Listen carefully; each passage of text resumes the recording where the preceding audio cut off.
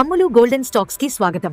భారతీయ stock market పై నమ్మకమైన research, analysis, trading updates మరియు investment ideas కోసం మీకు సరైన స్థలం. నమస్కారం. మే 11, 2026 స్టాక్ మార్కెట్ చరిత్రలో మర్చిపోలేని రోజు. ఎప్పుడూ పచ్చగా కళకళలాడాల్సిన మార్కెట్ బోర్డులో ఒక్కసారిగా నెత్తురోడినట్లు ఎర్రగా ఎందుకు మారాయి? అసలు ఆ రోజు తెరవెనుక జరిగిన నాటకీయ పరిణామాలేంటి? రండి, ఈరోజు ఈ ఎపిసోడ్లో ఈ విషయాన్ని డీప్గా ఎనలైజ్ చేద్దాం. బహుశా ఇప్పుడు ప్రతి ఇన్వెస్టర్ మదిలో మెదులుతున్న ప్రశ్న ఇదే. అసలు భారతీయ స్టాక్ మార్కెట్లను అంతలా కుదిపేసిన ఆ అదృశ్య శక్తి ఏంటి? ఎక్కడినుంచి మొదలైంది ఈ భయం? ఈ ప్రశ్నలకు సమాధానం కావాలంటే మనం పైపైన చూస్తే సరిపోదు, మార్కెట్ మూలాల్లోకి వెళ్లాల్సిందే. 1,13.91 వినడానికి ఇదొక నంబర్లాగే అనిపించొచ్చు. కానీ ఇది కేవలం ఒక్క రోజులో బాంబే స్టాక్ ఎక్స్చేంజ్ సెన్సెక్స్ కోల్పోయిన పాయింట్లు. లక్షల కోట్ల రూపాయల సంపద కళ్ల ముందే ఎలా ఆవిరైపోయిందో చెప్పడానికి ఇంతకంటే పెద్ద ఉదాహరణ అవసరం లేదు కదా. సరే, ముందుగా ఈ మార్కెట్ పతనం వెనుక ఉన్న అస్సలు లక్షణాలను అంటే బేసిక్ సిమ్టమ్స్ని ఒకసారి డయాగ్నోస్ చేద్దాం. డేటా చూస్తే పరిస్థితి ఎంత తీవ్రంగా ఉందో మనకు అర్థమవుతుంది. సెన్సెక్స్ ఏకంగా 1.7% పడిపోయి 76,015 దగ్గర ఆగితే నిఫ్టీ 50 కూడా దాదాపు 1.5% పతనమై 23,815 వద్ద స్థిరపడింది. కానీ అసలు కథ ఈ ఇండెక్స్ నంబర్లలో లేదు. మార్కెట్ బ్రెత్ని గమనిస్తే నేషనల్ స్టాక్ ఎక్స్చేంజ్లో కేవలం 968 షేర్లు మాత్రమే లాభాల్లో ఉంటే ఏకంగా 2,369 షేర్లు నష్టాల్లో ముగిశాయి. అంటే మార్కెట్ అంతటా అమ్మకాల సునామీ ఏ రేంజ్లో వచ్చిందో మనం ఊహించుకోవచ్చు. ఇదంతా చూస్తుంటే ఒక విషయం స్పష్టమవుతోంది. ఈ అమ్మకాల వెల్లువ వెనుక కేవలం మన దేశీయ కారణాలు మాత్రమే లేవు. గ్లోబల్గా జరుగుతున్న పరిణామాలే ఇక్కడ కీ రోల్ ప్లే చేశాయి. ఇక్కడ మనం ఒకే సమయంలో రెండు వేర్వేరు భౌగోళిక ప్రాంతాల్లో జరిగిన పరిణామాలను పోల్చిచూడాలి. ఒకవైపు చూస్తే భారత్ పాకిస్తాన్ మధ్య ఆపరేషన్ సింధూర్ సక్సెస్ అయి కాల్పుల విరమణ జరిగింది. ఇది చాలా పాజిటివ్ న్యూస్.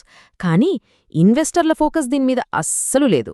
వాళ్ల భయమంతా పశ్చిమ ఆసియాలో పెరుగుతున్న ఉద్రిక్తతల గురించే.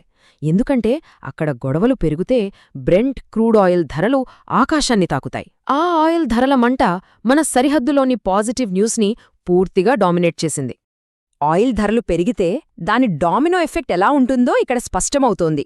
ఇంధన ఖర్చులు విపరీతంగా పెరిగిపోతాయన్న భయంతో ఏవియేషన్ స్టాక్స్ అంటే మన విమానయాన రంగ సంస్థల షేర్లు ఒక్కసారిగా 3.5% కుప్పకూలాయి. దానికి తోడు ముడిచములు ఆధారంగా నడిచే పెయింట్ ఇండస్ట్రీ షేర్లు కూడా 2.9% పడిపోయాయి. ఆపరేటింగ్ కాస్ట్ పెరిగితే ప్రాఫిట్స్ పడిపోతాయన్న భయం మార్కెట్ను గట్టిగానే కమ్మేసింది. ఇప్పుడు మ్యాక్రో ఎకనామిక్స్ పక్కన పెట్టి అసలు మార్కెట్లో రియల్ టైమ్గా డబ్బులు ఎవరు వెనక్కి తీసుకుంటున్నారో నేరుగా చూద్దాం.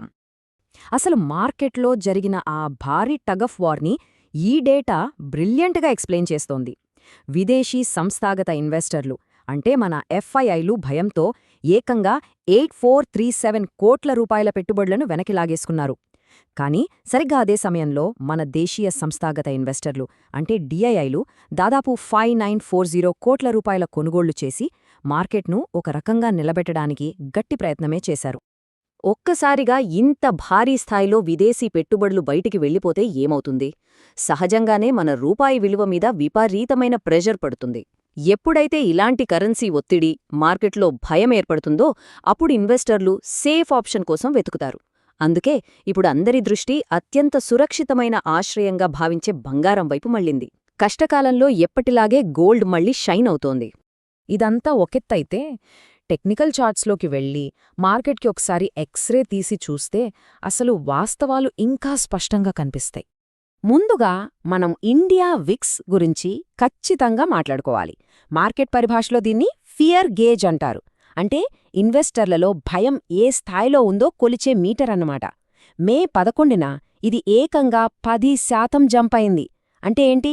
మార్కెట్లో తీవ్రమైన ఆందోళన ఉందని, ముందు ముందు భారీ ఒడిదుడుకులు తప్పవని ఈ మీటర్ మనకు చాలా స్పష్టంగా హెచ్చరిస్తోంది. అంతేకాదు, హెచ్డిఎఫ్సి సెక్యూరిటీస్ వాళ్ళ అనాలిసిస్ ప్రకారం నిఫ్టీ వీక్లీ చార్ట్లో ఒక బేరిష్ ఎంగల్ఫింగ్ క్యాండిల్ ఏర్పడింది.